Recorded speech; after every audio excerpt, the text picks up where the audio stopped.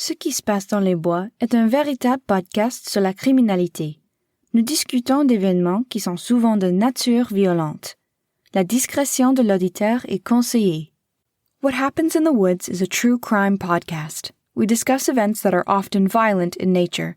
Listener's discretion is advised.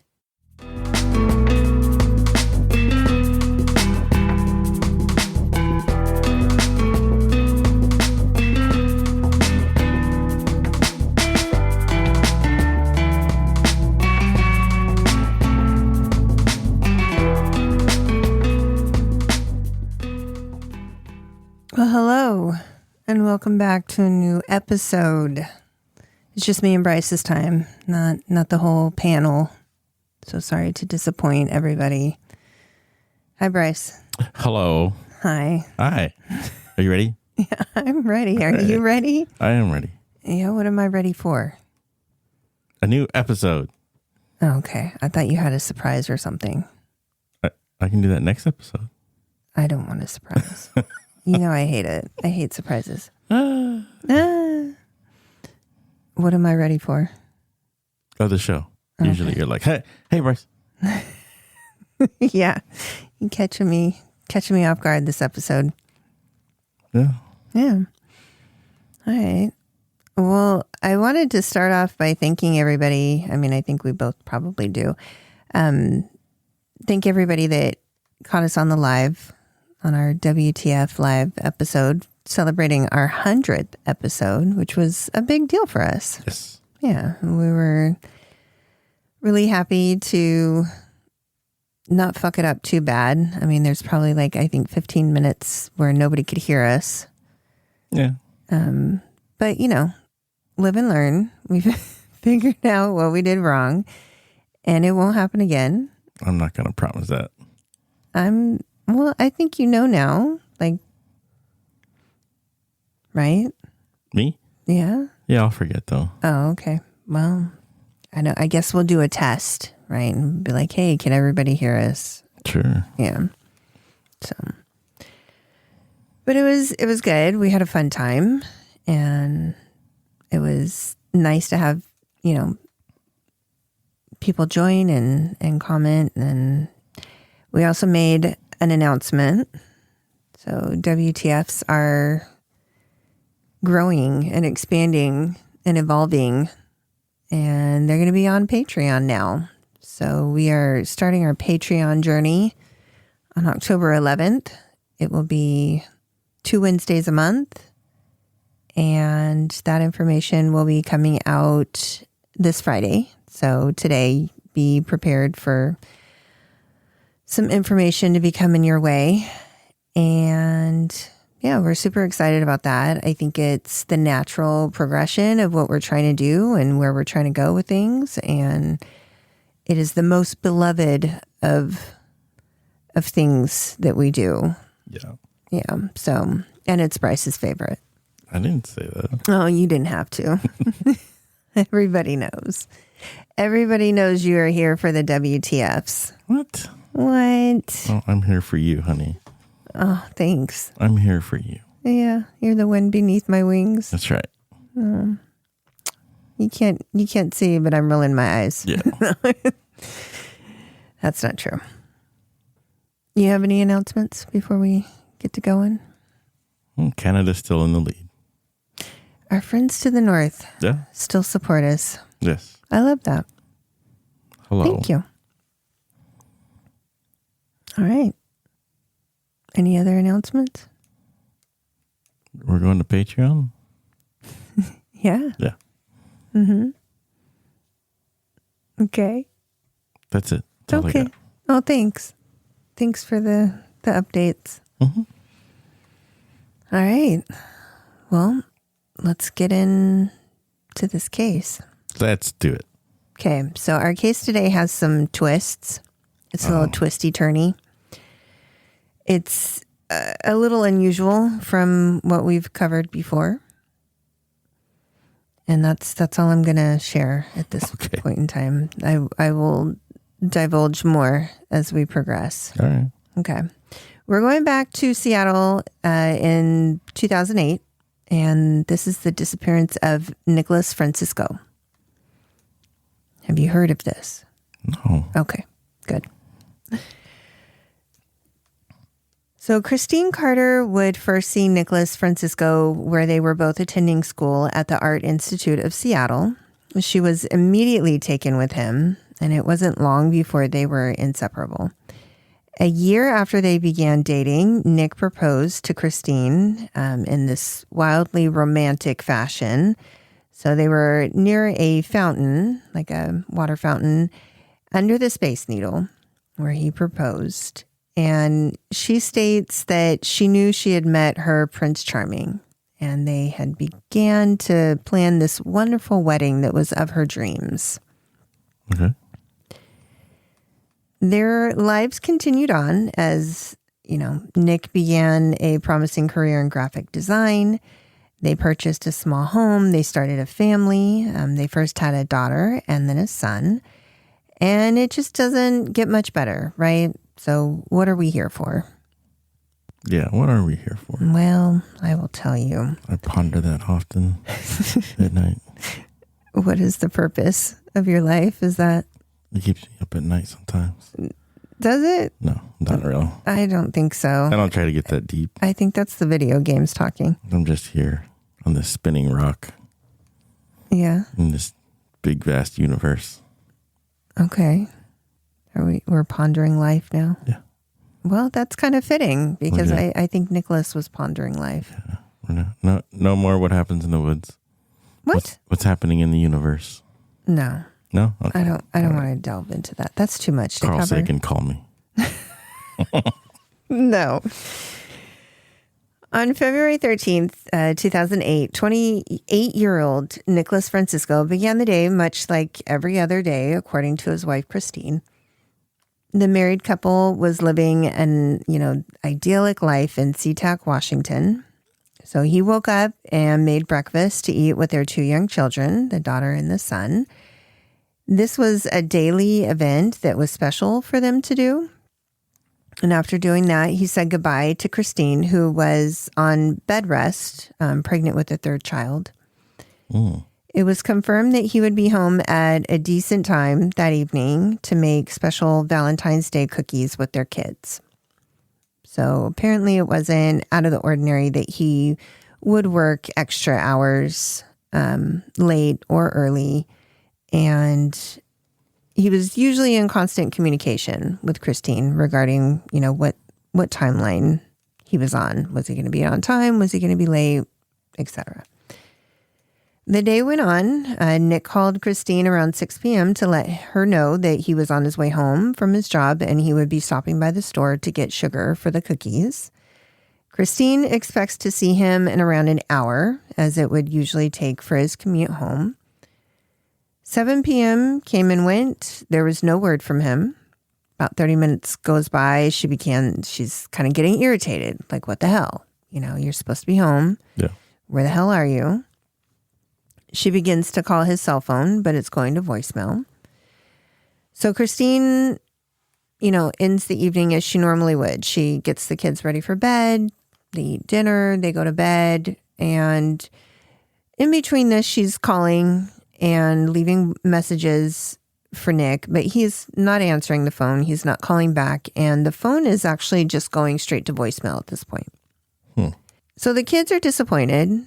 There's no, cookie baking as they were promised, but she gets them to bed around 9 p.m. by herself. And at this point, she's still irritated. There's no communication.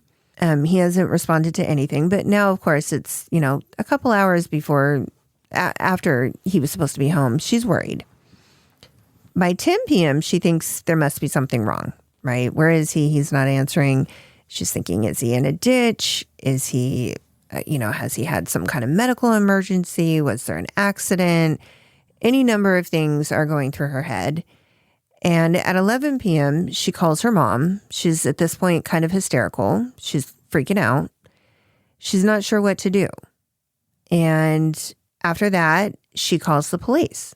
She's thinking there just has to be something wrong. He's never done this before. It has to be bad. She was told by the dispatch, the 911 dispatch, that if he was not home in 3 hours to call back.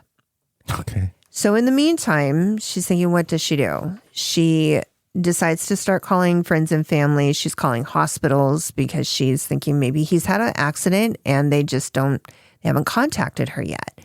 So things, quickly pull together, and there's search efforts to kind of start tracing the routes that he would have maybe taken to come home, going to the store that he might have stopped off at if it was a normal routine.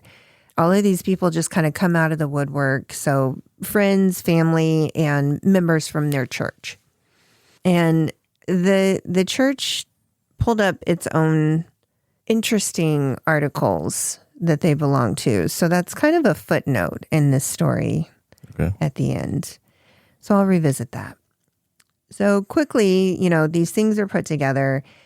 And in the meantime, it gets to be about 1:00. She calls police again, and this time she reports he's missing. This is definitely an unusual thing. He would be home, or he would have contacted her by now.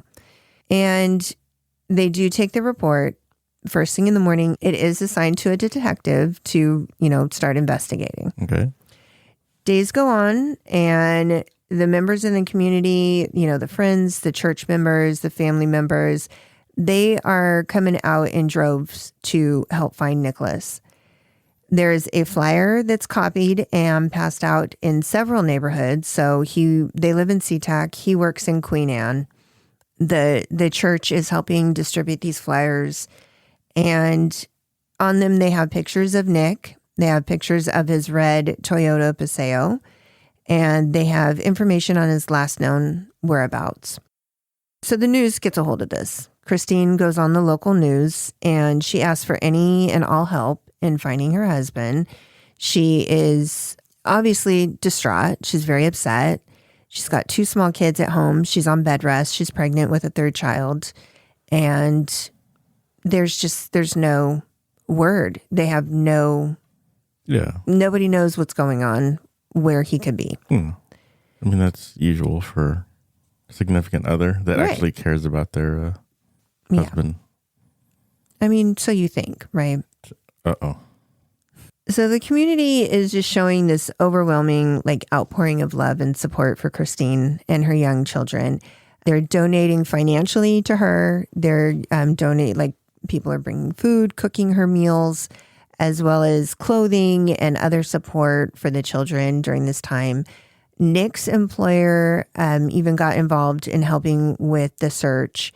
They went so far as shutting down the division that he worked for in the business, and allowing their employees, if they wanted to go out into the community and help in this search. Okay. They also hired a private investigator to help follow up on any leads that come in. Police start looking at, any and all possibilities, of course. And it's the usual MO, right? Who do they look at first? Well, they look at the spouse. They look at family. What is motive, right? Christine is brought in for questioning formally. So a police cruiser goes and picks her up at the house and brings her in to the station. She's fingerprinted. Okay. There's, a line of questioning that you would expect. What aren't you telling us about this? Is there more that we should know? Why would your husband disappear? What was he involved in? Do you know of any contacts that may want to harm him? Do you guys have a life insurance policy? All sorts of questions, ultimately getting to the point of, what did you do to your husband? Wow, that's great detective work. And I mean, I see why. However, for a pregnant woman who's on bed rest, she would have to hire somebody to do something. Yeah. And as she tells the detective when he's questioning her, there's no financial motive. They don't have money. They're living paycheck to paycheck. They're happy. They're fine. But there's nothing extra. She's actually started an Etsy business where she is selling handmade and hand-sewn aprons, like, kind of the fancier aprons. Yeah. Just to add extra income. Nicholas also has a second business that he does freelancing. So there's... Freelance what? He does graphic design. Oh, on the side. Okay. Yeah. So, that's part of his job as well. He works for like an advertisement company, graphic design. Mm-hmm.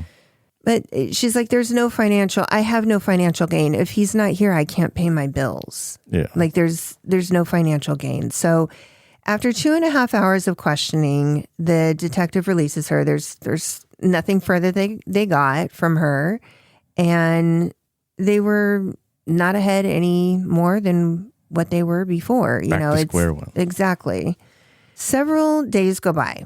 People are out searching left and right. They're canvassing places. And finally, there's a break. So 6 days later, an anonymous tip comes in that there is a known location for the red Toyota. It's been seen. So it's been found in Federal Way.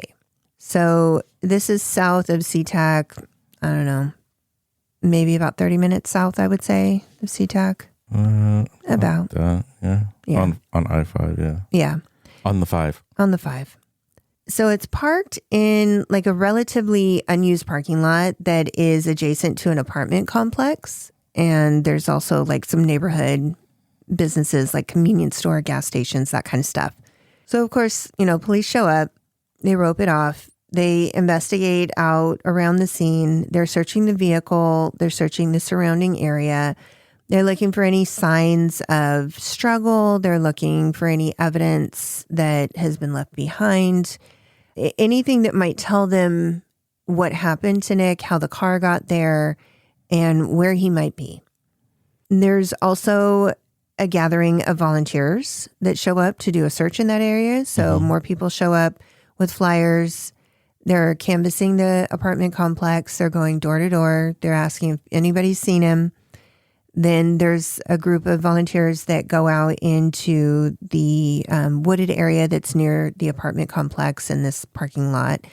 And they start searching for any clues, body, anything that might lead to Nick. And there's nothing. There's absolutely nothing. The car is left in good condition. It's just there. There's no signs of a struggle. There's no signs that anybody was in the car other than Nicholas. There is nothing. And again, back to square one. So the detective investigating the disappearance then is able to go and search Nick's office at his job. And it's at this office that the first real clue is found. Uh-oh. In Nick's desk, they find a receipt for about 5 days earlier. And something that is quite unusual for him to purchase, according to his wife, is listed on this receipt. So, do tell. Listed on the receipt from a convenience store in Burien, among cough drops, chapstick, and Pedialyte, is the purchase of condoms. Condoms. Yeah. Now, condoms in and of themselves, not unusual, right? However, when this is mentioned to Christine, she's absolutely floored because she claims they don't use condoms, period. Well, evidence. She's pregnant, right? They spent the last year apparently trying to get pregnant. Oh. So why would he need condoms? When we come back from this break, I will tell you why. When Nicholas Francisco disappeared the day before Valentine's Day in 2008, his wife, Christine, could never have imagined just how twisted the story of his disappearance would become. There are numerous searches and efforts to find Nicholas over the course of about a week. There was a website that was created, findnicholasfrancisco.com, and this was to help with any leads as they came in and to kind of centralize efforts. But the only lead they have comes from a convenience store receipt from several days earlier to his disappearance. Upon finding the receipt to purchase condoms from his office desk, there were more questions left unanswered. Christine began to go back over memories and things that didn't seem right. like all the times that he would work overtime and she would call and it would sound like he was in a bar. He would kind of brush that off and say, oh, no, I'm in the kitchen. Somebody's making food and they're talking. And she just began to revisit some things that didn't sit right with her. She also began to take a closer look at Nicholas's laptop that apparently he never left out of his sight. I read on a forum, and let me tell you, there are group chats and forum chats from this time that are still up, left and right everywhere. Every time I turned around, I was being directed in my research to a forum chat. And some of it was helpful and most of it was not. But there was mention that he didn't go to the bathroom without this laptop. Really? Yeah. That's a little weird. A little weird. I mean, I get it. Like, we all probably are guilty of taking our phones into the bathroom in this day and age. Even in 08. Same difference. I mean, I get it. But I think, I think maybe the laptop is just a little more odd. Like, I don't know. Even an iPad or a tablet is pushing it. A little bit. I mean, I don't know. I could see where you would think it's odd, especially since in 2008, our phones didn't really do what they do now. No, but a laptop is, I don't know, because our phones are basically mini laptops now. Yeah. And we take those easily into the bathroom with us or, you know. But even in 2008, like Wi-Fi wasn't that great either. No, not really. So it's strange. I mean, it's strange, and it does lead you to think, well, do you not trust to leave your laptop out, or are you just that ADHD that you can't go and take a shit without having, like, you can't read a book, or I don't know, what are you doing? It's just, and I say that with no, like, I'm not really trying to talk down to people or say that in a rude thing, because I am guilty of needing to, I don't know, read something or whatever when I go into the bathroom or even take a shower. I watch YouTube videos. So, I mean, it's whatever, but I don't know. I guess for the time, it does kind of speak to the time where, yeah, you're taking a laptop into the bathroom with you. I don't know. So she is able to find some things on the laptop that are definitely things that make her question more. She was able to find records of a bank account that she was not aware of. Oh.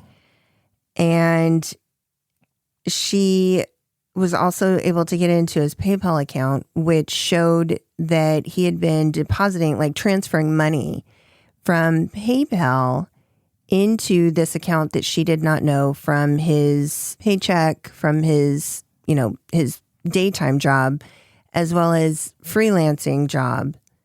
And he was funneling it into this secret bank account without her knowing, which, is upsetting given that she is struggling to figure out how to feed them. And this jackass is, got secret money that he's not sharing, that if you're supporting a family would be really nice to support the family with. Yeah. Christine is busy looking at things at the home after this that, she could look into to try to find more information out. Like, what else was he hiding? Because obviously this is now a deep dive. She's opened a can of worms. Right. The police continue this deep dive into Nicholas's personal life. And what they found from this bank account and records are more shocking. So initially they had requested to look at his cell phone records, and that was denied because there was no evidence of a crime.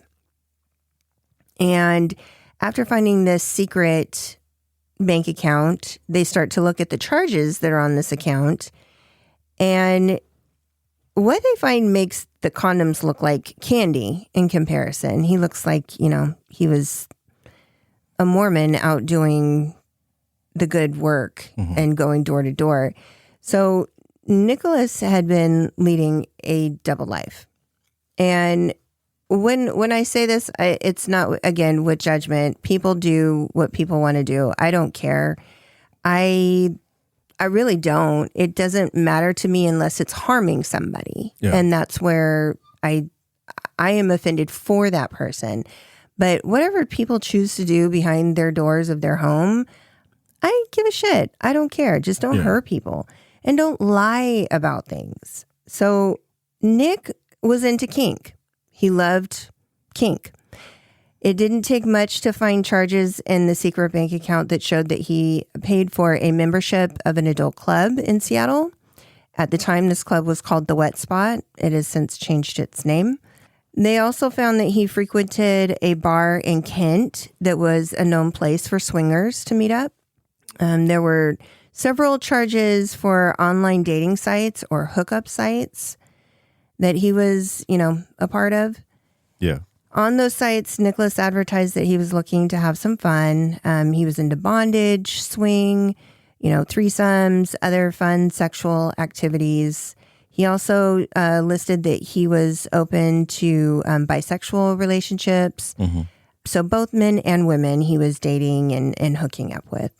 I don't know if you would call that dating, but he was hooking up. I forgot how wild the internet was in 2008. No, it really was. I mean, we think it's wild now, but that's just it. People will find any avenue to explore what excites and interests them. Mm-hmm. And the internet was just this, the worldwide of opportunity. Oh, yeah. For all sorts of nonsense, good and bad, you know? Because you have to imagine two kids that before it was all newspapers and maybe magazines. Right. Now it's like postings on forums and boards. Right. And even what was that? Like MSN Messenger. Right. AOL, AIM. Yeah. Yeah. Yahoo, Instant Messenger, like all, yeah. And I mean, forums are, we talk about keyboard warriors nowadays, and like people on social media being so comfortable behind a screen and talking shit. Forums were the early part of that. Yeah. Like that, this is nothing new that's happening now. It was happening then, just in a different way. Yeah, which was weird too, because a lot of the forums were members only. Right. Yeah. Yeah. And you would pay a monthly fee to talk shit about other people. You had to pass a rigorous, like they would check up on you. Yeah. Yeah. Yeah. This actually reminded me a lot of that kind of stuff when the internet was still, everybody was really exploring the possibilities of what can we do with this. And it definitely led to a lot of trouble for a lot of people. So on this dating site that he was on, one of them, he, says that he's willing to meet up for casual sex with people. And there are several sites where there are photos of him. There's some where he's like nude, half nude. He also states that he's willing to be in videos. I mean, you name it, he was into it. He was good. He was good with it. All of this, as you can imagine, was a complete shock to his wife. Mm-hmm. So she says. And the problem with a lot of this is we only have her account of things. And you'll know why later. She claims that she never saw this coming and she had no idea. Apparently, he was really good at keeping all of this a secret because there are friends and family that have given interviews since the story came out that state that he had them fooled, that they had no idea that he was living this double life, that he was interested in anything of that. They were a part of this church community that is a large church community. It's considered a mega church. Mm-hmm.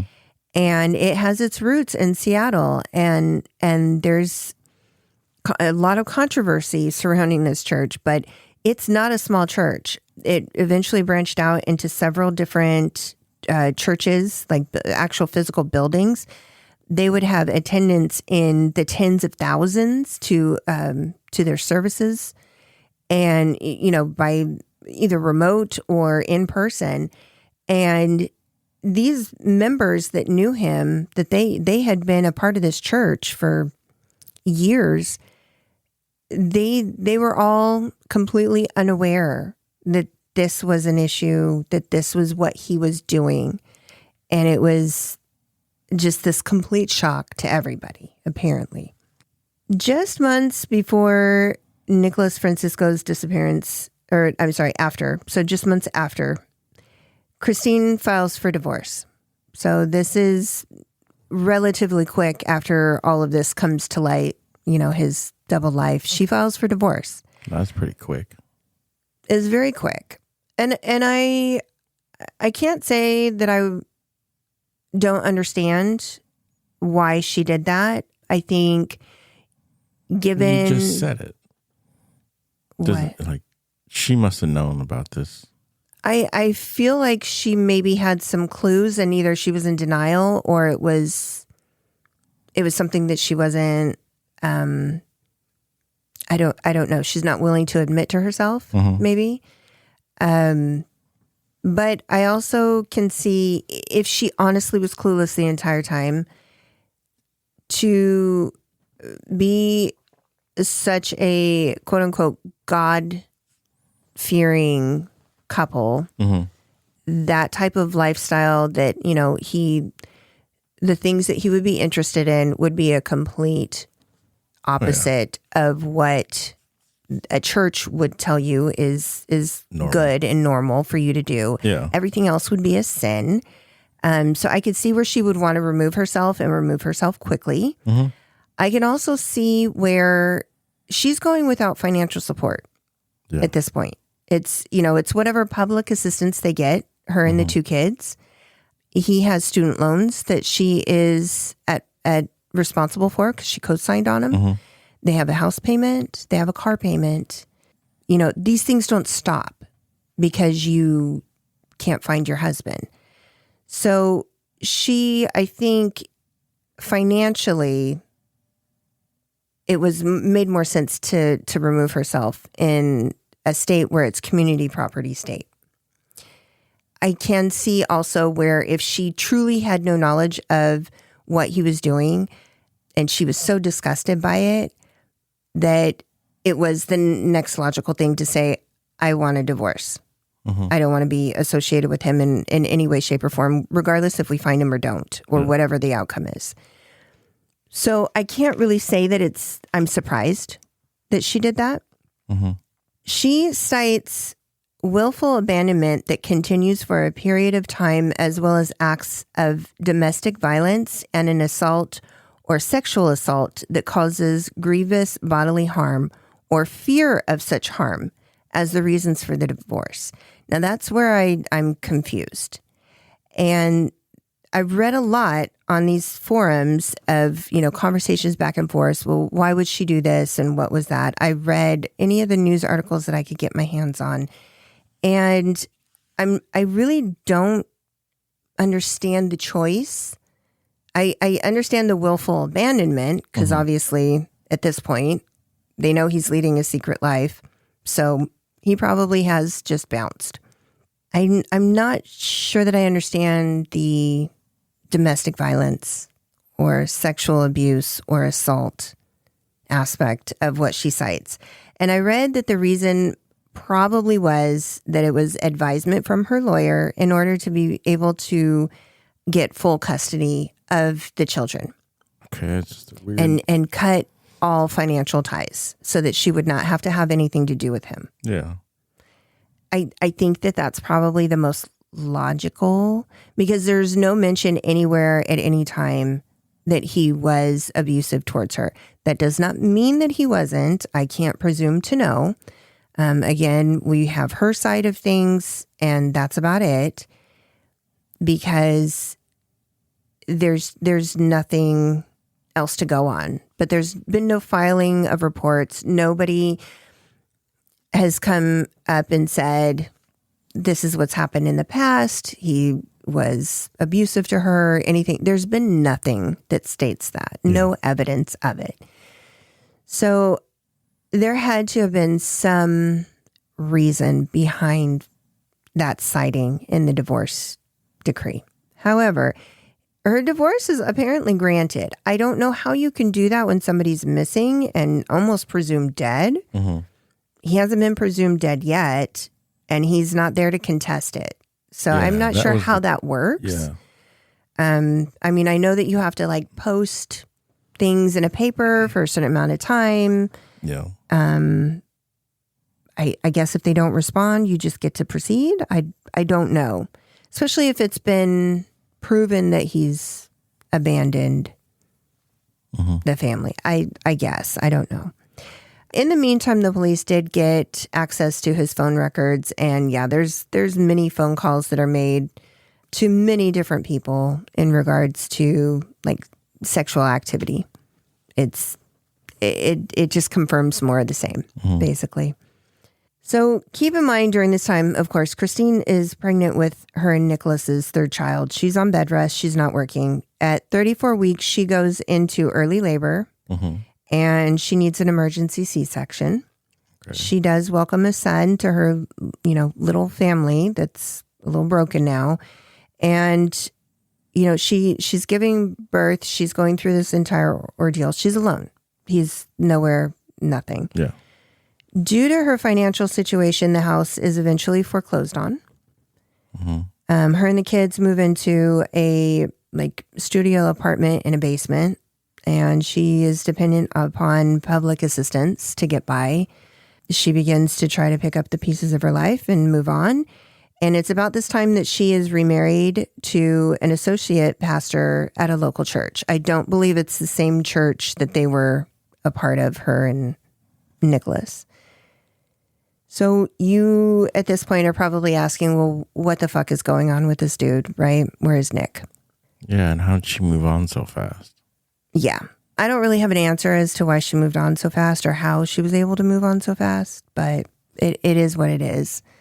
In 2009, Christine received a letter from Washington State Division of Child Support stating that they had some money for her. Oh, wow. Her first question was, from who?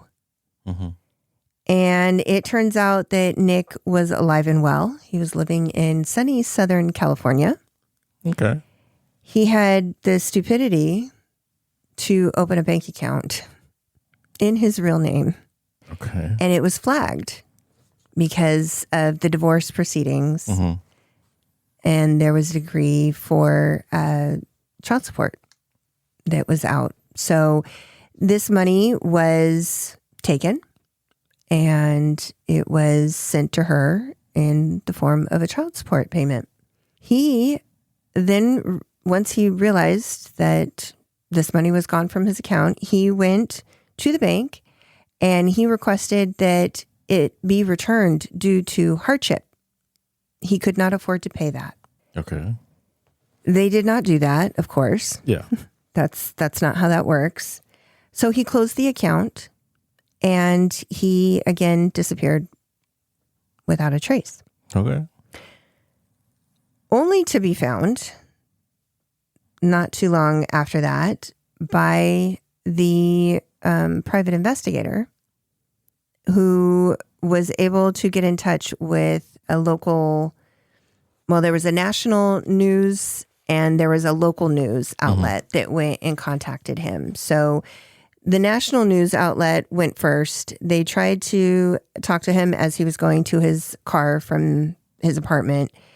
And he didn't give any acknowledgement to the conversation. He actually yawned, got into his car, and said not a word to anything. The reporter was asking if you would, showed him pictures of his children and said, would you like to know what's going on with your kids?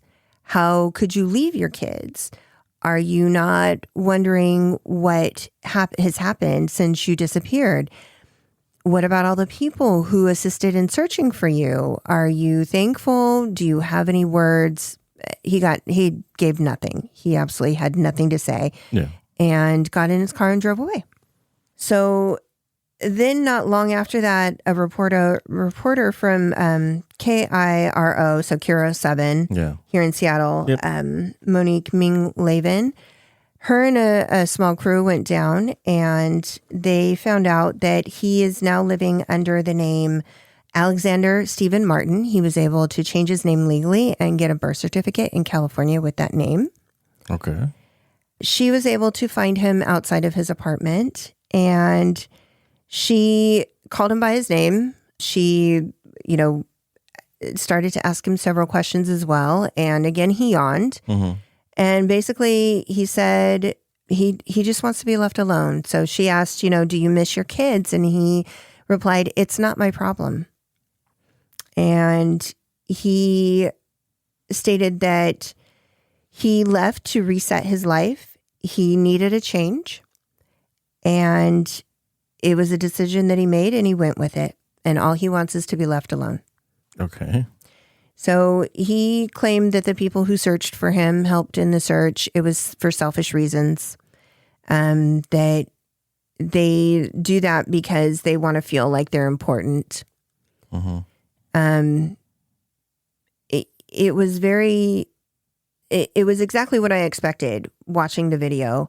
And the only way that you can now watch this video is actually by paying to watch an episode of something called My Life is a Lifetime Movie. And it's basically a reality show. And again, this is all from Christine's perspective on this show because he still to this day is unwilling to discuss anything with anybody.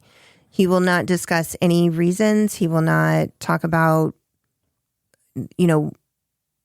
his life. And he's not we're not entitled to that information. Mm-hmm. If anybody is, his wife and his kids are, but he wants nothing to do with them. Yeah. His ex-wife, I should say.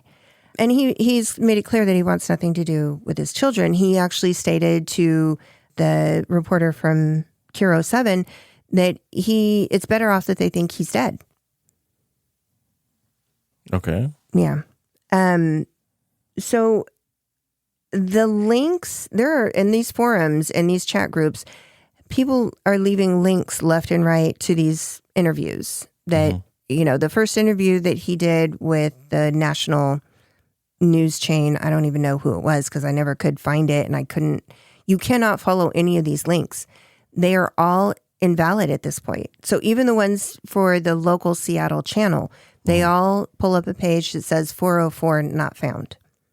So any news-related video or interviews that he has done and anything that she has done, Christine, news-related interviews are gone. They are no longer available online. However, I was able to see clips by watching the My Life is a Lifetime movie that you can find on Amazon. It was $1.99 to watch the episode. And that is the only clips that I could find of this interview that he did with the news reporter from Seattle. Okay. And it's not even the whole thing. It's just whatever clips they put in there. But like I said, all of the rest of it is Christine's perspective. We get nothing from his perspective. He won't talk. So what did she do to this man? So it's really interesting that you say that because a lot of the forums do that. And I feel like that, I don't know. I feel like that's kind of a ridiculous statement to make though, honestly. What would she have done to turn this man bisexual? What could she possibly have done? Even if she is the worst wife ever and he hated his life and he hated his kids, get a divorce and move on. Yeah. Why do you need to do this? Like that's, I don't know. It's almost along the lines of victim shaming to me. Like, I don't know if she did something or didn't do something. I don't know what their marriage was like. They could have had a horrible marriage.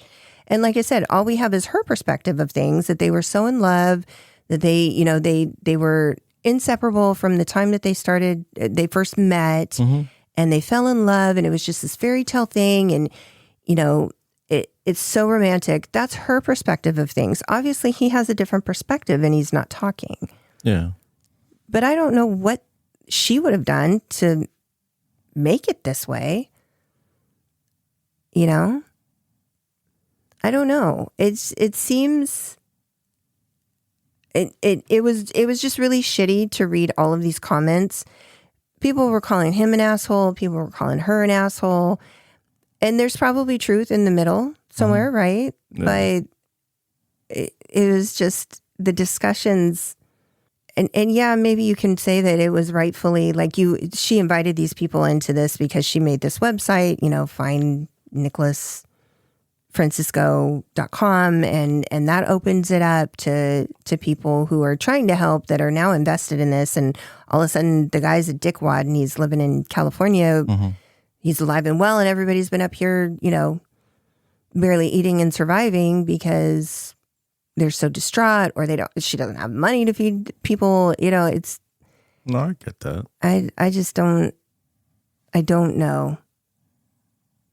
I don't know how I feel about it, and I think there's actually a little bit of something that people are not thinking about and discussing, which is if he truly was living that lifestyle, that what they would consider an alternative lifestyle. That's mm-hmm. what they used to phrase it as. And that's truly what he identified as a bisexual person who was into these types of sexual experiences. He was not able to live that lifestyle. He was not able to live the way that he wanted to live. And there's a little bit of I don't want to say sympathy that I have for him, but I guess if you think that this is all you can do to be able to go be free and live that lifestyle, live mm-hmm. the way you want to live, it's just really a shame that it had to hurt so many other people. Oh, yeah. I don't know. I have a lot of thoughts on it, and I've been chewing it around for a while now because I didn't actually know that I wanted to cover this case. Yeah. It's not our usual, like I said. There's no murder involved. Yeah. Nobody's been physically harmed that we know he died. Of. I mean, in some respect, he did, right? Yeah. Yeah. I don't know. I get this weird. So you said the website, Find Nicholas Francisco. Yeah. And I went to it. It doesn't go to it anymore. No, it's this Pink Theology. Yeah. And that's her. She turned it into a website where she. Yeah, it forwards to Christine Carter. Yeah. Which is just a weird. I don't know. Religion just. No, and to kind of. She's very religious now. She's very moved religious. To South Carolina. I'm putting it out there, but. Yeah. She's changed her last name. But this is all about women. Well, I think Carter was her maiden name, so I don't know what her married name, because she remarried. I don't know if she. No, it says that. Yeah, she's moved to South Carolina with her husband and their children. Yeah, and so I think she has 4 children now. Yeah. So 3 are Nicholas's and 1 is with her current husband. But it's just, yeah. So to touch on the religion aspect of things, it's not really involved in this case, but like I said, it kept coming up as a side note mm-hmm. on these forums, on these chat groups, and even in some of the news reports that they were part of a mega church that's called Mars Hill. Mm-hmm. And I, not being from Seattle, I'm not aware of this, but it has its own Wikipedia page, which mm-hmm. is interesting that a church that's not a national or worldwide known church would have a Wikipedia page. But there's a lot of controversy mm-hmm. surrounding this church. Yeah. It really is no longer a church. It kind of disbanded because the main pastor who founded the church was accused of ungodly and sinful conduct. That's as much as will be like listed. And that could range from a multitude of things. But I found actually 3 articles that I will link to of a former member of this church. Mm-hmm. And she really said it took her a long time to remove herself from what happened in that church, and that she was basically comparing it to a cult. Yeah. And those are her words. Again, I have no prior knowledge of this church, and this was the first time I had heard of it. But from her articles, there was statements made that, there was a lot of the like the virginity pact culture. Yeah. Premarital sex, outside relations were absolutely not that purity culture that I grew up in. Mm-hmm. And I know firsthand what that looks like. And she was saying that, as she became part of this church, the women were definitely second-rate citizens in this church community. Yeah. They were not looked at as, you are subservient, you're here to serve your husband, and that's your whole life intent and purpose, and that's it. And it is something that I could see where if, that might have affected Christine and Nicholas's marriage. I don't know. But it was really interesting to read this article. She states that there was actual rumors of physical abuse from this pastor, mm-hmm. that the other pastors were afraid of physical abuse from him. Oh, and geez. They actually were going to excommunicate him, basically, before he resigned. The issue and why it's still controversial is he just left and started a new church in Arizona. Yeah. And, of course he did. And just went on about it. So Christianity Today has articles on this man and these churches that he started. There's other podcasts that you can find on Apple, I'm sure Google too, that talk about Mars Hill Church. And again, it is so unusual for one church that is not like the Catholic organization or, just to have this much recognition from this area. No, it's weird. Yeah, I've always had a problem with organized religion is because it turns in and it's morphed into something like, everything that's going on with the Catholic Church, everything that goes on with like these mega churches, there's always some kind of scandal that's going on. And it's right. Not because of religion per se, it's because of what the people do in the religion behind the word of God. And it's the power grab. It's the power grab and the feeling that I'm untouchable. Yeah. Because I'm behind God. Yeah. It's that's the problem I have with the organized religion, any organized religion. Yeah, I agree. And I think whether it played a part in their marriage or not, mm-hmm. the fact that they were apparently so heavily involved in it had some lasting effects. And as you said, she's still deeply religious, mm-hmm. and that's apparent from her website that she converted from the Find Nicholas. No, just forced to Christine Carter. It's a little weird to me is all. And yeah. I mean, I get it. A woman scorn. That would piss me off too if he just left. But it's just like, that's just a weird transition. I get it. She needs to make money. Well, yeah. I mean, whether she is, using that in this way of, well, I'm going to turn my story I'm going to capitalize on my story. I don't know. I'm a bitch. I probably would do the same thing. Only mine wouldn't be coming from a religious thing. I wouldn't be, but fuck you. I'm going to make some money off this. Yeah. I'm going to sell your story to whoever will put it on there. I'll make money. I got to feed my kids. Yeah. I got to live. You don't want to live with me. That's fine.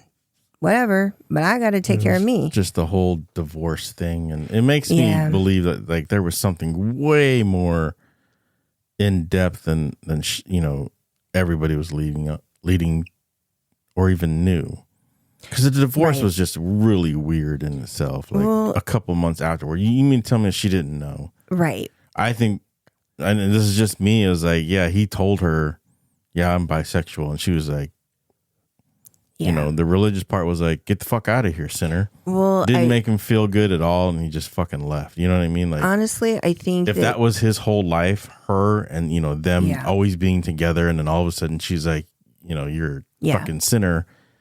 I could see, you know, him just bouncing, but it, you know, you have nowhere to turn, you have nowhere to go, and then the only person that you love is like, get the fuck out of here, you're a sinner. Is disgusted. Yeah. And I mean, she even used those words, like it was disgusting. I'm like, that's great. You don't have to agree with what other people choose to do with their life and how they choose to seek enjoyment or companionship. You don't have to agree with it, but you don't get the right to judge that. If you believe in God and you're Christian, then Christ judges, God judges. That's what their job is. Your job is to show love and compassion as you were guided to do in the Bible. And I feel like this is a side effect of that mega church. You know what I mean? Like, well, and that was the thing is I was kind of going to get to that point where I think that reading that article, and it was 3 articles that the person wrote for this like online magazine. She stated that she eventually was like moved up into, because if you're a part of a church, you're expected to volunteer, right? She would be part of groups that would provide counseling, peer counseling. And given that it was purity culture and that's what they practiced and that's what they expected to be preached, I can imagine that maybe something came out and maybe she found something that Nick was trying to hide. And then it came out that, hey, he'd been doing this stuff behind her back. And because I think it was like a year into their marriage was the first like time that he stepped out from the marriage. Yeah. Maybe they were involved in like counseling with the church. Maybe. And it just got to the point where he was not able to suppress what he truly wanted to be doing and how he truly wanted to live his life. And that's what they expect you to do. Yeah. It's like conversion therapy. Yeah. They expect you to just shove it down and not feel it and not answer to it because that's sin, and, you know, and just live your life and put this facade on. And I can see where if that's the case, that he was highly resentful. Yeah. And I wouldn't want to speak about it either. And I wouldn't really want to have anything to do with my kids because they were a product of something that you were not happy in. Yeah. And I get that. So I think this was just so interesting on so many levels because there is so much that is not said. Yeah. And there's so much speculation on it that it's so wild now. It's just this wild tale, like urban legend kind of tale, you know? But then again, like that's what it is. If you don't tell a story, people will make their own conclusions. Oh, yeah. You know, we wouldn't have a podcast then. I mean, yeah. I mean, this definitely was a psychology, like a psychological look at why somebody would do something like this and what leads a person to do this, whether, you know, what did she do or what did he do? But I was like, you know, I wasn't expecting when I read the article, the first article that I found, for it to wind up like this. I was thinking, oh, they're going to find his body somewhere, right? Yeah. They're going to find the car. They're going to find the body. No, not at all.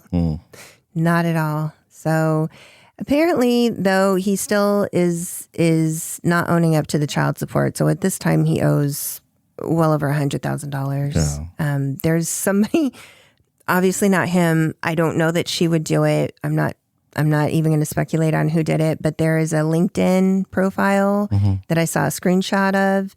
And basically it's him with his new name and living in San Francisco, stating that he is basically a disgusting human piece of shit. And if you support him under the table, you're supporting him not paying his child support. Oh, I get that. Yeah. Yeah. But to go as far as LinkedIn, I don't know. Like you're really, it's so far fetched. Like I don't know. You're not going to get the child support. Move on. But then again, I don't know that she had anything to do with that. I don't know. I can't imagine that what's funny is you can still go to his X or Twitter, whatever. I don't even know what to call it anymore. And he links to these things.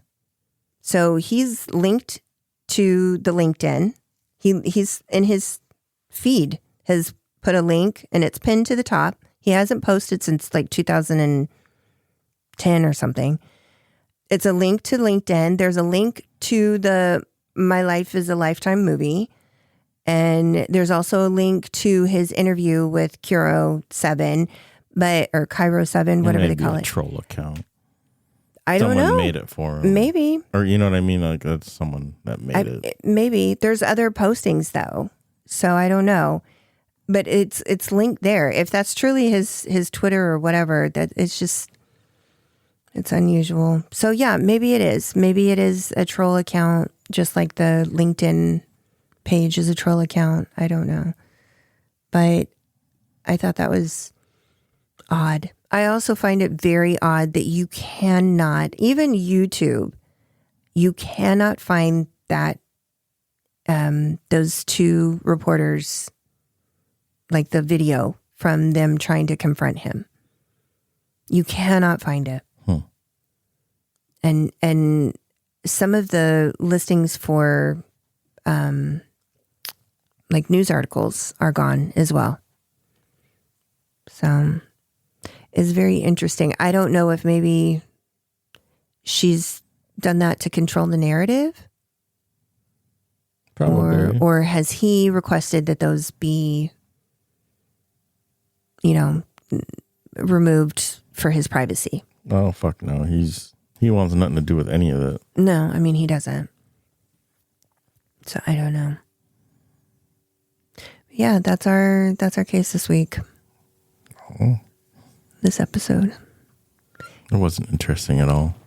No? No, not at all. Well, shit. I'm sorry that I have bored you this whole time. All right. I'll do better next time.